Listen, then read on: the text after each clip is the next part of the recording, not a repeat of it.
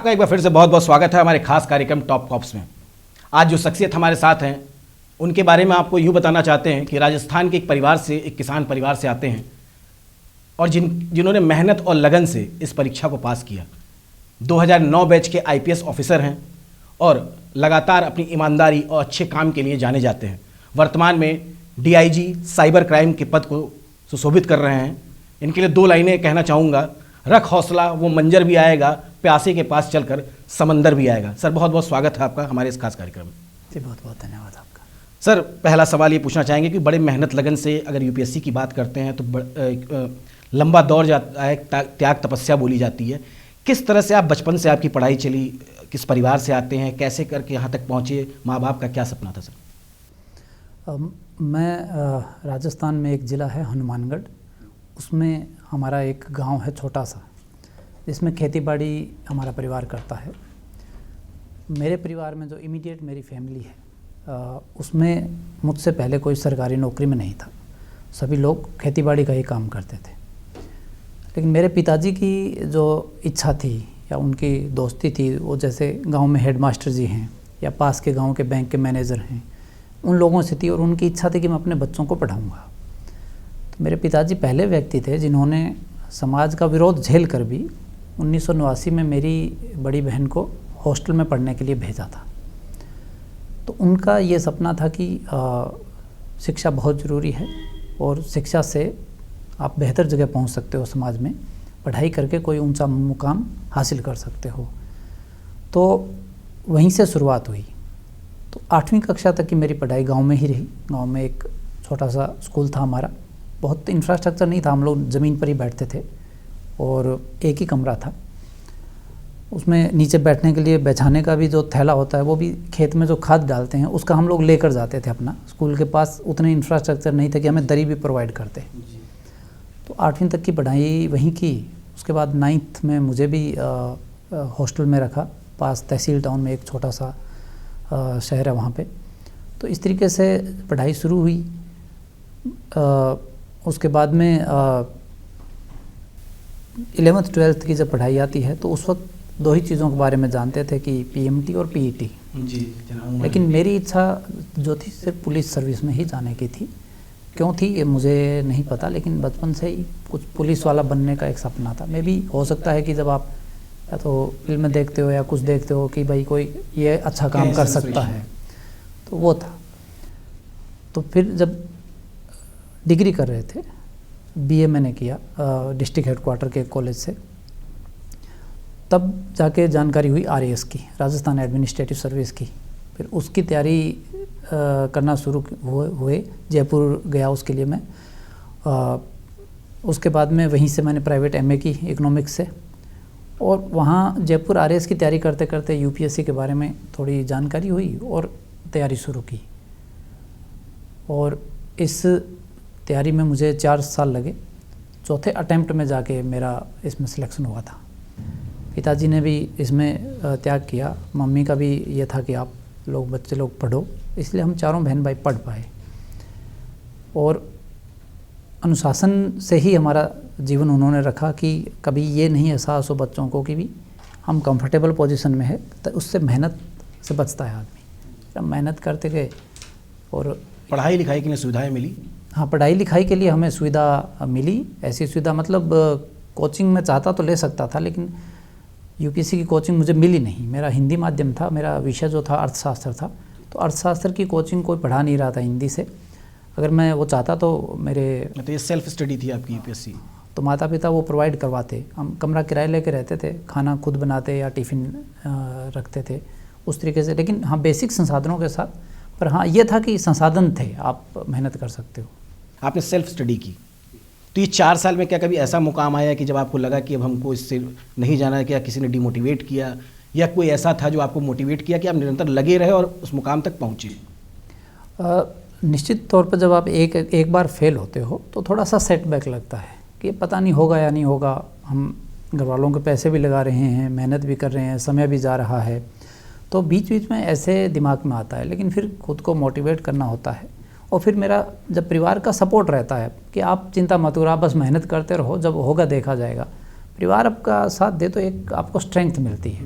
तो उसी स्ट्रेंथ से हम लोग लगे कि भी चलो देखते हैं, जब क्योंकि हमारे सामने ऐसे उदाहरण होते थे, चौथे चांस में सिलेक्शन हुआ है या 7वें में भी हुआ है, 6ठे में हुआ है, तो एक रहता था कि भी जितने चांसेस हमारे पास हैं उतने तक तो मेहनत करके देना ही है, बाकी ईश्वर की मर्जी या किस्मत या भाग्य जो भी हो, सिलेक्शन होता है नहीं होता है, पर एक उम्मीद थी कि हो जाएगा, मेहनत करेंगे हो जाएगा, अगर अपने ईमानदारी से मेहनत करेंगे ज़रूर हो जाएगा। तो बस यही एक चीज़ थी, जब परिवार आपको मजबूती देता है आपके पीछे तो आप फिर कोई भी मेहनत कर पाते हो, उस तरफ आपको आपके कदम नहीं डगमगाते। वही मेरे साथ हुआ। ये तो सर हुई पढ़ाई की बात। पढ़ाई के बाद से फिर मुकाम आता है कि पहली पोस्टिंग होती है, फिर 8 से ज़्यादा ज़िलों के आप कप्तान रहे और कई चुनौतियां भी आती हैं, खैर उस पर हम बाद में जाते हैं। बट पहली पोस्टिंग हुई, जब पहली बार आपकी पोस्टिंग हुई तो घर में क्या खुशी का माहौल था और आपने क्या अनुभव किया जब पोस्टिंग का, क्योंकि आप लंबा दौर से आपका सपना था, जब आप उसमें हकीकत में पहुँचे तो आपने क्या देखा? सबसे पहले हम लोगों की ट्रेनिंग होती है एकेडमी में, तो ट्रेनिंग 1 साल के लगभग नेशनल पुलिस एकेडमी में होती है और पूरी ट्रेनिंग 2 साल की होती है। तो जब सबसे पहले फील्ड में आते हैं वो अंडर ट्रेनिंग का ही टाइम होता है।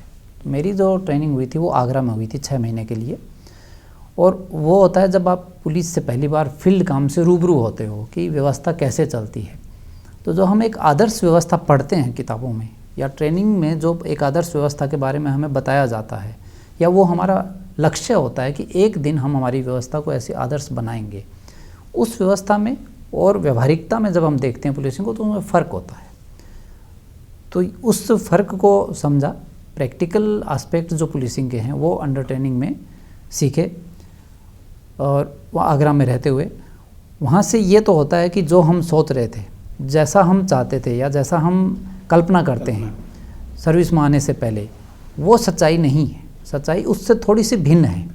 हाँ, लेकिन अगर पूरी व्यवस्था मेहनत करे, आप उसमें लगे रहो, तो अपनी ओर से उसमें 1% और ऐड कर सकते हो उसको ठीक करने में। तो यहाँ से आगरा से वो शुरुआत हुई और ये फ़र्क मैंने सबसे पहली बार समझा कि ये वाला फ़र्क है और मुझे उस फ़र्क पे काम करना है।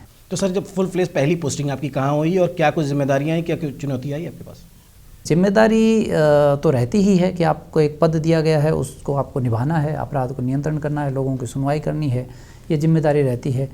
और चुनौती भी आती है क्योंकि आपके पास कुछ रिसोर्सेज होते हैं, पुलिस फोर्स है, मैन पावर है, उससे रिलेटेड है। फिर आपको दिया गया काम है, वो काम अनलिमिटेड होता है। आप क्या बेहतर इस्तेमाल उनका करके और क्या बेहतर से बेहतर परिणाम हासिल कर सकते हो, ये एडमिनिस्ट्रेशन का सबसे मुश्किल काम होता है जो हमें वहाँ डिलीवर करना होता है। तो यही चुनौती मोटा मोटी हर जगह अगर देखी जाए तो हमें मिलती है। सर 2009 से आप हैं, उसके बाद से आपकी जो पहली पोस्टिंग आप बता रहे हैं एसपी जौनपुर की अगर बात करते हैं तो पॉलिटिकल मामले में काफ़ी गर्म जगह माना जाता है, तमाम वाद विवाद भी रहता है पक्ष विपक्ष का। तो कैसे इस तरह के कोई आपके सामने, क्योंकि चुनाव भी बीते हैं आपके सामने, आपने चुनाव भी कराए हैं, तो क्या रहा मामला कुल ओवरऑल? जौनपुर में चुनावों के दौरान मैं नहीं था। जौनपुर मेरी पोस्टिंग हुई थी 2014 के पार्लियामेंट इलेक्शन के बाद में, उसके बाद हुई थी। और जौनपुर पहली पोस्टिंग थी, सेंसिटिव है, बड़ा है। मैं वहाँ ज़्यादा दिन नहीं रह पाया था, एग्जैक्टली 67 दिन मैं पहले ज़िले का कप्तान रहा। अच्छा, आपने जब पुलिसिंग शुरू की उसके बाद से एक लंबे समय तक आप रहे, गाजियाबाद रहे, तमाम ऐसे बड़े शहरों में भी रहे। आपने हमेशा कहा कि सिर्फ गश्ती पे ध्यान मत दो, गाड़ी से उतरो और मौके पे जाकर सारी चीज़ें देखो। ये क्या कुछ किस तरह क्या स्ट्रेटजी रहती है आपकी, क्योंकि आप इतने जिलों के कप्तान रहे हैं, तो पुलिसिंग को कैसे आप ऑपरेट करते थे? मुझे हर ज़िले में अलग अलग तरीके के चैलेंजेस मिले और उसके लिए अलग अलग तरीके की ही व्यू रचना फिर रखनी होती है। जो बात आपने गश्ती की, तो जब गश्ती की शुरुआत होती है पेट्रोलिंग की, तो उसमें बहुत बार क्या होता है कि पुलिस उसमें औपचारिकता पूरी कर देती है। आप एक पॉइंट से दूसरी पॉइंट पे एक डेस्टिनेशन के रूप में चल के जब जाते हो तो सड़क से हज़ारों गाड़ियाँ जाती है, पुलिस की एक गाड़ी चली गई, वो पेट्रोलिंग नहीं होती है। पेट्रोलिंग के अपने कुछ एस्पेक्ट होते हैं। आप जिस एरिया में पेट्रोलिंग कर रहे हो वहाँ ऑब्जर्वेशन करना होता है, जानकारी हासिल करनी होती है, नज़र रखना होता है, अलर्ट रहना होता है कि कोई भी आपको संदिग्ध चीज़ दिखे, संदेहास्पद चीज़ दिखे तो आप उस पर ध्यान जा सके। तो सिर्फ एक पॉइंट से दूसरे पॉइंट पे ट्रेवल करना गश्ती या गाड़ी से, दोनों से ही, वो पुलिस पेट्रोलिंग नहीं होती। पुलिस पेट्रोलिंग इससे बहुत हटके है और बहुत गूढ़ विषय है। तो इस चीज़ पे ध्यान निश्चित रूप से रहता था। बाकी हर ज़िले में अपनी अपनी सिचुएशन थी। शामली में क्राइम बहुत ज़्यादा था, चित्रकूट में जंगल ऑपरेशन डकैतों का इशू था। ऐसे ही अलग अलग ज़िलों की अलग अलग समस्या थी और अलग अलग व्यूहरचना काम करती है। आपने बोला डकैतों के बारे में कि आपका अच्छा अनुभव है, ये कब का अनुभव है? अब जो आपने चित्रकूट की बात की तो पूरा बेल्ट ही वैसे ही है डकैतों का, अगर उस बेल्ट में जाते हैं तो ये कहाँ का कैसा अनुभव था आपको जो वहाँ भेजा गया, और डकैतों से आपका कब सामना हुआ है? क्या कुछ ऐसा था जो, क्या स्ट्रेटेजी रही जिसके लिए आपको वहाँ भेजा गया? जो डकैतों के गैंग हैं वो चित्रकूट का परमानेंट हिस्सा थे। वो उसका एक तरीके से चित्रकूट या उस पूरे बेल्ट का एक चरित्र बन गया था। लोग कहते थे कि इस धरती को श्राप है कि यहाँ से वाल्मीकि के बाद से कभी भी ये धरती डकैतों से मुक्त नहीं रही। कुछ लोग उसको बागी कहते हैं, कह रहे कुछ लोग गर्व करते थे कि चंद्रशेखर आज़ाद भी इन्हीं जंगलों में रहते थे, हमारे बागी थे, क्रांतिकारी थे। तो एक मिक्स टाइप की फीलिंग जो अबोध लोग हैं, इनोसेंट लोग, उनमें रहती थी, जो डकैतों को डकैतों के रूप में भी देखते थे और कुछ लोग बागी के रूप में भी देखते थे। इस वजह से उनके शुभचिंतक भी समाज में मिलते थे। ये वहाँ का एक अनुभव हुआ। लेकिन जब मैंने अच्छे से उसका विश्लेषण किया और समीक्षा की, मैंने पाया कि अब बगावत जैसा कुछ नहीं है। अब उनकी मॉडस ऑपरेंडी है वो माओइस्ट मॉडस ऑपरेंडी के जैसे हो गई कि सरकारी काम जो भी होंगे उनमें से 10% हिस्सा चाहिए, नहीं तो हम काम नहीं होने देंगे। पुलिस की जो इन्फॉर्मर होंगे उनका मर्डर करेंगे, अपने राइवल का मर्डर करेंगे। तो एक तरीके से एक्सटॉर्शन के गैंग मात्र हो गए और उसी से समाज पे अपना प्रभाव और दबदबा रख के उनके पंचायत करना, उनके यहाँ आना जाना, उनके समारोहों में प्रतिभाग करना, ये बस एक तरीके से जो सामाजिक जो बाहुबल है या उसको एंजॉय करना ही उसका मकसद मुझे प्रतीत हुआ। तो वहाँ पे जंगल ऑपरेशन किए गए एंटी डेकोइटी टीम के साथ में। जंगल में काफ़ी मैंने कॉम्बिंग की। अगर टोटल अगर देखा जाए तो 3.5 महीने की मेरी लगभग 1200 किलोमीटर आसपास मैंने जंगल में पैदल कॉम्बिंग की। वहाँ पे बहुत बार आमने सामने मुठभेड़ भी हुई, एक्सचेंज ऑफ फायर हुए, 4 बार मेरी मुठभेड़। कोई बड़ा डकैत मारा गया? चौथी मुठभेड़ में उस वक्त जो यूपी का सबसे बड़ा इनामी था बलखड़िया, वो एनकाउंटर में उसको गोली लगी और वो मारा गया। जब चौथी मुठभेड़ हुई थी, ये 2 जुलाई 2015 को हुई थी। डकैतों ने पुलिस टीम पे हमला कर दिया था। 3 लोगों को गोली लगी थी। एक प्राइवेट ड्राइवर था, उसके यहाँ सीने में गोली लगी। एक कांस्टेबल को भी सीने में गोली लगी थी। एक दूसरे कांस्टेबल का घुटने में गोली लगी थी। उसकी ये पटेला अभी भी नहीं है, ये ब्रेक हो गई थी, सीरियस इंजरी थी। उस एक्सचेंज ऑफ फायर में जो सबसे बड़ा इनामी उस वक्त यूपी का था और उसकी मौत हुई थी। सर, कुछ मामला हुआ था आपका गाज़ियाबाद में, जिसके बाद से आप 17 महीने लगभग वर्किंग में नहीं थे। उसके बाद से आप दोषमुक्त पाए गए और वापस से फिर अपना फुल फ्लैशबैक वापस आए। क्या कुछ मामला था? क्या ऐसा मिसअंडरस्टैंडिंग थी? क्या हुआ था पूरे मामले? ये 2022 में जो विधानसभा चुनाव हुए थे उसके बाद का मामला है, जिसमें गाज़ियाबाद में अपराध का आंकड़ा ज़्यादा था। तो अपराध नियंत्रण करने में सफल ना, ये इस रिपोर्ट के साथ मेरा निलंबन हुआ था और मैं 6 महीने निलंबित रहा था। फिर मुझे उसकी चार्जशीट मिली थी कि इस तरीके से आपके यहाँ क्राइम बढ़ा, आप उसको नियंत्रण कर नहीं पाए। तो मैंने पुराना डेटा जितना भी था, जो जो कार्रवाई हमने की थी या मेरे रहने के दौरान वहाँ पे पुलिस ने जो जो अच्छे काम किए थे, जब उसका मैंने जवाब अपना सबमिट किया तो वो जवाब है उसको सीनियर अधिकारियों ने भी अप्रिशिएट किया, शासन ने भी उसको अप्रिशिएट किया और उस जवाब पे उन्होंने उसको स्वीकार करते हुए मेरा 6 महीने बाद में मेरे निलंबन को बहाल कर दिया और फिर जांच की प्रक्रिया पूरी करते हुए जांच खत्म करके मुझे उसका प्रमोशन दे दिया था। क्योंकि ज़मीनी स्तर पर जब जो पता की गई थी वो जो आपके बारे में ये निकल गए थे, बेहद ईमानदार छवि के आप ऑफिसर हैं। शायद उसी का ही कहीं ना कहीं परिणाम है जो आपको फुल फ्लेज वापसी दी गई। जी सर, सुल्तानपुर रहने के बाद से आप हैदराबाद गए थे ट्रेनिंग करने। क्या कुछ वो दौर था? ट्रेनिंग के बारे में कुछ बताइए, क्या था वो पूरा मामला? मैं जब खुद ट्रेनिंग पर था 2010 में, हैदराबाद में हमारी एकेडमी है सरदार वल्लभ भाई पटेल राष्ट्रीय पुलिस अकादमी। तो वहाँ रहते रहते ही मुझे ये ख्याल था कि जब भी मुझे एक बार मौका मिला तो मैं एकेडमी में सेवाएं देने ज़रूर आऊँगा, क्योंकि एकेडमी में हमारे जो पढ़ाने वाले IPS अधिकारी थे उनमें से 2 अधिकारी बड़े अच्छे थे जिनसे हम प्रेरित रहते थे। तो एक हमारे डायरेक्टर थे के विजय कुमार सर, जिन्होंने वीरप्पन की कहानी पूरी दुनिया जानती है, वो हमारे डायरेक्टर थे। अच्छा, आउटडोर में हमारे जो इंचार्ज थे, जो आउटडोर ट्रेनिंग करवाते थे, वो अजय कुमार नंद सर थे, पश्चिम बंगाल काडर के। तो उनका जो व्यक्तित्व था वो भी देसी बैकग्राउंड से थे जैसे हम लोग आते हैं, और उनमें एक तरीके का वो था, सौम्यता थी और ईमानदारी थी बातचीत में। जब भी कोई आप बोलते हो अपने दर्शकों से, जो भी सुनते हैं, उसमें ईमानदारी होती है तो वो झलकती है। वो पद मुझे बड़ा आकर्षित किया था कि मुझे मौका मिला तो मैं इस पद पे एक दिन जरूर आऊँगा। जब मैं सुल्तानपुर एसपी था तो मुझे ये ऑफ़र मिला कि क्या आप एकेडमी ज्वाइन करना चाहेंगे, तो मैंने उसकी शुरुआत कर दी थी। मैंने मतलब तुरंत 1 सेकंड बिना सोचे मैंने कहा था कि हाँ मैं ज्वाइन करना चाहूँगा। मैंने अपना विलिंगनेस का लेटर भेज दिया, बायोडाटा भेज दिया, कार्रवाई शुरू हो गई। कार्रवाई ये चलने के दौरान ही आचार संहिता लग गई। 2017 के जो विधानसभा चुनाव थे उससे पहले, तो फिर वो 3 महीने के लिए कार्रवाई होल्ड हो गई, क्योंकि आचार संहिता में आप जा नहीं सकते।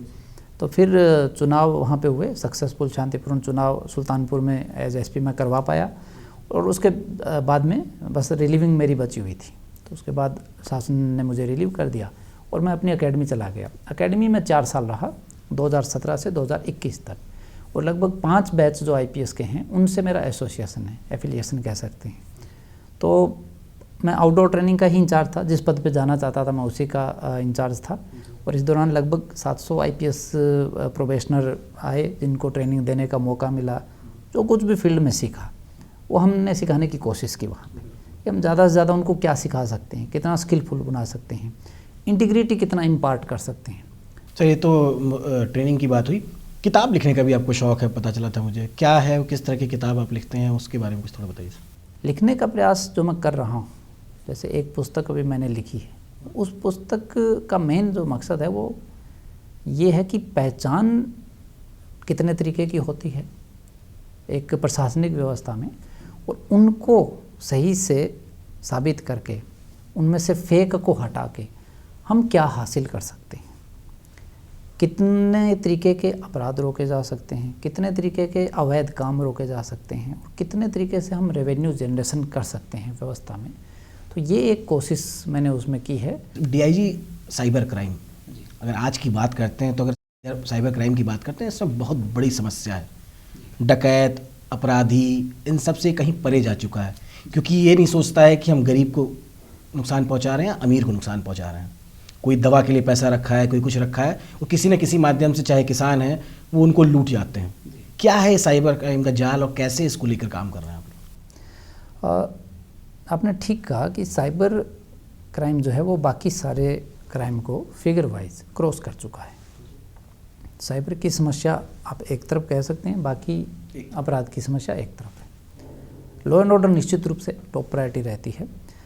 अगर दुनिया भर में इसका असर देखें साइबर क्राइम का, तो हमारी भारत की अर्थव्यवस्था है वो अभी 4 ट्रिलियन डॉलर से पार हुई है, और जो अनुमानित लागत है साइबर क्राइम की दुनिया भर में वो 12 ट्रिलियन डॉलर पर अनुमानित है।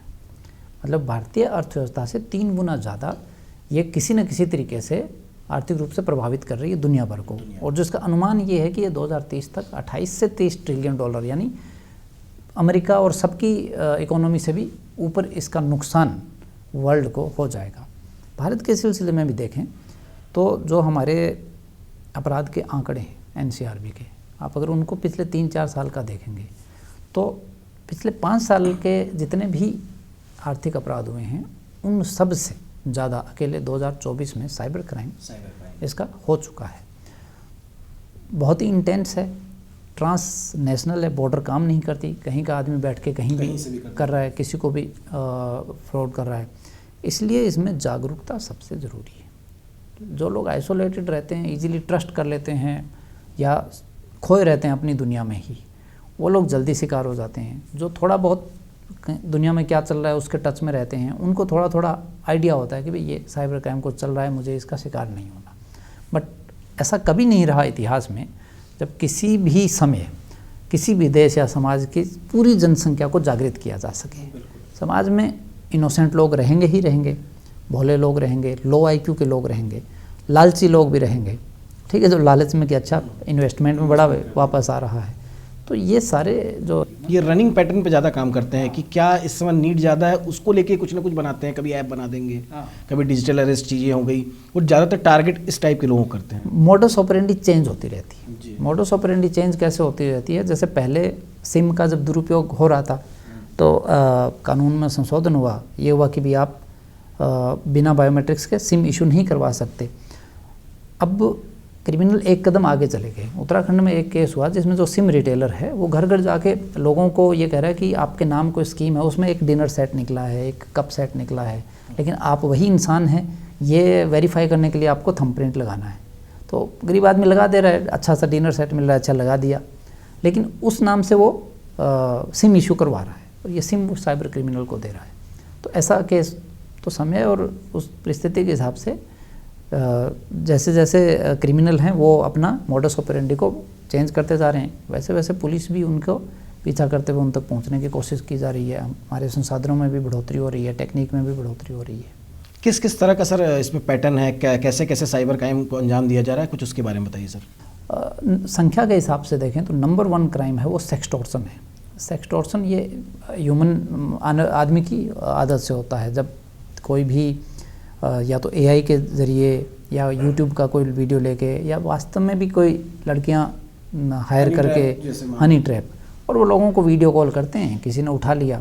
ज़्यादातर मामलों में आदमी इंगेज नहीं होता है, बट जब तक वो रियलाइज़ करे 2 सेकंड 5 सेकंड 10 सेकंड वो वीडियो बना लेते हैं और फिर धमकी देते हैं कि अच्छा यूट्यूब पे अपलोड करेंगे। तो छोटे छोटे अमाउंट ले लेते हैं, 2000 दे दो, 5000 दे दो। तो ये सब चीज़ें आदमी फिर देते हैं कि किस किस को समझाते रहेंगे सही गलत क्या है, तो वो पैसे दे देता है। तो नंबर वाइज ये सबसे बड़ा क्राइम है। मनी वाइज देखें, पैसा सबसे ज़्यादा जिसमें जा रहा है वो है इन्वेस्टमेंट स्कीम, जहाँ पर आदमी पैसे के लालच में कि इन्वेस्टमेंट मुझे 35% मिल जाएगा, 40% मिल जाएगा, और वो फर्जी प्रोफाइल दिखाते भी हैं। आपको किसी व्हाट्सएप ग्रुप से जोड़ेंगे, टेलीग्राम ग्रुप से जोड़ेंगे, उसमें जो लोग जुड़े हैं वो या तो आप ही के जैसे इनोसेंट हैं या क्रिमिनल गैंग के ही मेंबर हैं। फिर आपको दिखेगा अरे मैंने 10,000 लगाया था, 2 ही दिन में 17,000 हो गया, नहीं तो और लगा दो, 1 लाख लगा दो। फिर दिखेगा अरे 1 लाख लगाया था, महीने में 2.5 लाख हो गया। वो दिखता है सिर्फ, जब आप निकालना शुरू करते हो तो पैसा निकलता नहीं है, क्योंकि पैसा होता नहीं है, वो खाली फेक प्रोफाइल्स होती है। तो आदमी लालच का शिकार होता है। दूसरा सबसे बड़ा अपराध पैसे के हिसाब से वो डिजिटल अरेस्ट। तो डिजिटल अरेस्ट में वो आपको साइकोलॉजी से, फियर साइकोलॉजी से खेलते हैं कि आपके आधार नंबर से ये पार्सल आया, उसमें कोकीन मिली है, तो हम पूरी जांच करेंगे, आप वीडियो पे आ जाइए, हम डिजिटली अरेस्ट कर रहे हैं, आप किसी को बता नहीं सकते। डिजिटल अरेस्ट नाम ही फेक है, ये नाम ही एग्जिस्ट नहीं करता। तो जो भी ऐसा बोले वो सब तुरंत उनका फ़ोन कट करके उनकी जो डिटेल है वो 1930 पे जो राष्ट्रीय हेल्पलाइन है नंबर, उस पर पीड़ित को तुरंत बताना चाहिए कि ऐसा एक फ़ोन आया था जो ये कह रहा था। तो ये बात सब जगह फैलनी चाहिए कि ऐसा कोई कंसेप्ट नहीं हो। सर डिजिटल अरेस्ट की आप बात करते हैं, अमूमन देखा जाता है आखिर इनके पास ये डाटा कहाँ से आता है, इनको कैसे पता होता है इनका आधार नंबर ये, और कई ऐसे मामले हमने भी देखे हैं कि बैंक का कहीं ना कहीं कुछ इन्वॉल्वमेंट है। अभी हाल में ही आप लोगों ने पकड़ा है बैंक कर्मी उसमें जो है संलिप्त थे, क्योंकि एक दिन पहले अकाउंट खुलता है और अगले ही दिन जो है साइबर फ्रॉड का कॉल आ जाता है कि आप OTP बता दीजिए बैंक की। ये कहीं ना कहीं ऐसा नहीं लगता कि बैंक एम्प्लॉयज़ इसमें कुछ उनकी हेल्प कर रहे हैं? आखिर डाटा जाता कैसे इतनी क्विकली? इसके कई पहलू है। तो डाटा सिर्फ बैंक से जाए ये कहना भी गलत होगा। आज जिस तरीके से टेक्नोलॉजी का ज़माना है, हम अपना डेटा बहुत सारी जगह पे भरते हैं। मोबाइल नंबर हम इतनी जगह देते हैं, फ्री एप्लीकेशन के चक्कर में हम बहुत सारी एप्लीकेशन को अपने मोबाइल में बहुत सारी परमिशन देते हैं, माइक्रोफोन की, कॉन्टैक्ट नंबर्स की, ईमेल आईडी की, जो एप्लीकेशंस आती है, गेमिंग के आई, कुछ अनवांटेड ऐसी एप्लीकेशन भी होती है जो आदमी चुपके से डाउनलोड करता है। फिर कोई शॉपिंग करने जा रहे हो, आप किसी भी जो परचेजिंग साइट से है उससे कुछ परचेज कर रहे हो, चाहे खाने की चीज़ मंगवा रहे हो, तो आप अपना एड्रेस, मोबाइल नंबर ये सब देते रहते हो। तो ये वाला डेटा जो ऑनलाइन रहता है वो डेटा लीकेजेज एक बड़ी समस्या है निश्चित रूप से। इसीलिए डेटा की प्राइवेसी और डेटा सिक्योरिटी पे गवर्नमेंट लेवल पर काफ़ी सीरियस प्रयास इसमें चल रहे हैं। अभी डेटा सिक्योरिटी, डेटा प्रोटेक्शन को लेकर एक्ट आपने सुना ही होगा जो आ रहा है, वो उस डेटा को प्रोटेक्ट करने के लिए, क्योंकि डेटा लीकेजेज होता है। बैंक, निश्चित रूप से बैंक के कुछ कर्मी होते हैं जो क्रिमिनल से मिलके फर्जी खाते खोलते हैं, या तो फर्जी कागजातों पे या किसी इनोसेंट के नाम पे, ये भी बात है। तो ऐसे जो किसी पूरी संस्था को नहीं कह सकते कि बैंक ऐसा करते हैं। बैंक अपना एक काम करते हैं, उसमें कुछ लोग ऐसे होते हैं, ठीक है, ब्लैक शीप, जो ये गलत काम करते हैं। ऐसे कुछ लोग आपको हर संस्था में मिल जाएंगे, ठीक है। कुछ लोग इसमें पुलिस में भी मिल जाते हैं, जानकारी होने के बावजूद भी वो कार्रवाई करने के बजाय अपना व्यक्तिगत हित देख लेते हैं। ऐसे जो सिम प्रोवाइड करने वाले हैं, रिटेलर्स, वो भी क्रिमिनल से मिलके कई बार फर्जी कागजात पे या किसी और के कागजात पे सिम भेज देते हैं, उसके भी केसेस आते हैं। तो मोबाइल नंबर हो गया, बैंक अकाउंट हो गया, ये 2 चीज़ें बहुत इंपॉर्टेंट है, और तीसरा इंटरनेट कनेक्शन। तो ये तीनों चीज़ें जहाँ फेक मिलती है तो क्राइम की संभावना है, पर ये तीनों चीज़ अगर फेक नहीं होगी तो साइबर क्राइम जो अपराध है ये होने के चांसेस ऑलमोस्ट 0 होते हैं। सर 25 करोड़ की आबादी है, जागरूकता बहुत ज़रूरी है जैसा कि आपने कहा, लेकिन अगर बात करें तो उत्तर प्रदेश में क्या कुछ व्यवस्थाएं की गई हैं साइबर क्राइम को रोकने के लिए? कुछ नए थाने बनाए गए हैं, कमांडो डिप्लॉयड किए, क्या है ये पूरा सिस्टम, कैसे बताएंगे उत्तर प्रदेश में चल रहा काम? उत्तर प्रदेश में एक तो राष्ट्रीय हेल्पलाइन नंबर काम कर रहा है और एक राष्ट्रीय वेबसाइट है। ये MHA ने एक Indian cyber crime coordination centre बनाया, I4C कहते हैं। I4C ने नेशनल ये हेल्पलाइन नंबर डेवलप की है।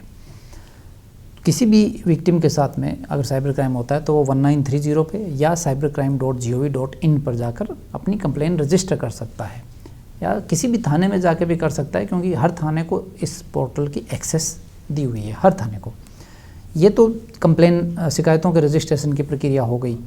फिर इसमें आगे कार्रवाई करने के लिए स्पेशलाइज्ड यूनिट के रूप में 75 जो ज़िले और कमिश्नरेट हैं, इनमें हर एक में एक साइबर थाना खुला। पहले 2 से शुरुआत हुई थी 2016 में, उसके बाद में फिर 16 और बने, रेंज हेडक्वार्टर के थाने बने, टोटल 18 हुए। फरवरी 2024 से सभी ज़िलों में एक थाने होके अब टोटल 75 थाने हैं, वो फंक्शनल है। ये सेंटर हुआ। फिर जो कॉल आती है विक्टिम की जो कॉल आती है उसमें हमारे पास 20 डेस्क थी। 14 से शुरुआत हुई, फिर 6 और बढ़ गई। 20 डेस्क सारी कॉल ले नहीं पाती थी, इसलिए अभी 3 महीने पहले एक नया कॉल सेंटर 30 डेस्क का और शुरू हुआ है। तो अब 50 कॉल टेकर्स हैं जो हर वक्त काम करते हैं। सर अपग्रेड करने की बात हुई थी, हो रहा था कि बैंक कर्मियों को भी अब वहाँ पे बैठाया जाएगा और टेलीकॉम वालों को, ताकि ईजिली लोगों को मदद मिल सके। उस पहलू में कहाँ तक कार्य पहुँचा? ये इसको बोलते हैं CFMC, citizen financial mitigation centre. MHA में ये काम कर रहा है। होता क्या है कि इसमें समय बहुत महत्वपूर्ण है। जैसे जल्दी से जल्दी विक्टिम कॉल करेगा, रिपोर्ट अगर रजिस्टर होती है 1930 के माध्यम से, तो जो पहला बैंक है जिसमें विक्टिम ने पैसे भेजे हैं, बैंक खाता, वो ऑटोमेटिक उस पैसे को फ्रीज करता है ताकि साइबर क्रिमिनल पैसे को निकाल नहीं पाए। पहले लेयर के बाद अगर वो पैसा किसी दूसरे बैंक में या किसी और गेटवे में ट्रांसफ़र हो गया है तो वो ऑटोमेटिक नहीं है। फिर उस पहले बैंक के नोडल ऑफिसर्स को उस ट्रांजैक्शन आईडी को अगले बैंक को बताना होता है कि ये ट्रांजैक्शन आईडी भाई आप रोक लीजिए, ये पैसा साइबर का सस्पेक्टेड है। तो इसके लिए ये कोशिश हो रही है कि बैंक के नोडल ऑफिसर या रिप्रेजेंटेटिव वहीं बैठे कॉल सेंटर में ही, जैसी कंप्लेन सबमिट हुई, ताकि उसका पैसा जिस भी ब्रांच में फ़िलहाल दिख रहा है वहाँ पे उनको रोका जा सके ज़्यादा से ज़्यादा। तो शुरुआत जब इसकी देखें CFMC की हुई थी, 1 साल पहले का अगर आंकड़ा देखेंगे तो जितनी साइबर की फ्रॉड धनराशि होती है उसका 10 या 11% पैसा रुक पाता था। अब वो बढ़ के 18, 19, 20% हो गया है। कुछ महीनों में 22% तक भी ये बढ़ा है। यानी 100 रुपये फ्रॉड हो रहे हैं तो 22 रुपये रुक जा रहे हैं। अभी यूपी में अगर देखें, अकेले यूपी में भी तो 425 करोड़ के आसपास पैसा बैंक में फ्रीज है जो साइबर क्रिमिनल नहीं निकाल पाए। तो इसको और स्ट्रेंथन किया जा रहा है ताकि ज़्यादा से ज़्यादा पैसे को क्रिमिनल निकाल ना पाए और हम रोक पाएँ। तो ये थे IPS पवन कुमार जी हमारे साथ, जिन्होंने मेहनत और लगन से इस मुकाम को हासिल किया। मिलते हैं अगली बार एक ऐसे ही टॉप कॉप से जिन्होंने अपने जीवन में संघर्ष से एक बड़े मुकाम को हासिल किया। सर बहुत बहुत धन्यवाद आपका हमारे कार्यक्रम में जुड़ने के लिए। जी धन्यवाद।